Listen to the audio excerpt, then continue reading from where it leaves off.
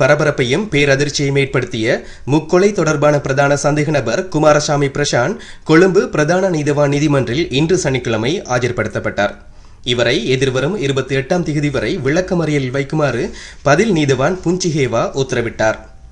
தாய், தந்தை மற்றும் சகோதரி ஆகியோரை கொலை செய்த குற்றச்சாட்டில் தேடப்பட்டு வந்த பிரசாந்த் கொழும்பிலிருந்து குருநாகல் நோக்கி பயணித்துக் கொண்டிருந்த வேளை கடவத்தையில் நேற்று போலீசாரால் கைது செய்யப்பட்டார்.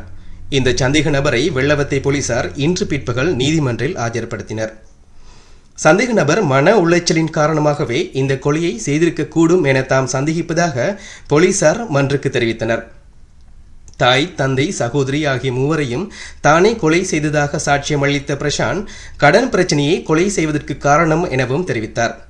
இவரிடம் எதிர்வரும் 28ஆம் தேதி முழுமையான வாக்குமூலம் பெறப்பட வேண்டும் என நீதிபதி குறிப்பிட்டதுடன் அதுவரை விளக்கமறியல் வைக்குமாறும் உத்தரவிட்டார். கொழும்பு ராமகிருஷ்ணா டெரஸ் பகுதியில் கடந்த 18ஆம் தேதி தாய், தந்தை, சகோதரி ஆகியோர் சடலங்களாக மீட்கப்பட்டனர்.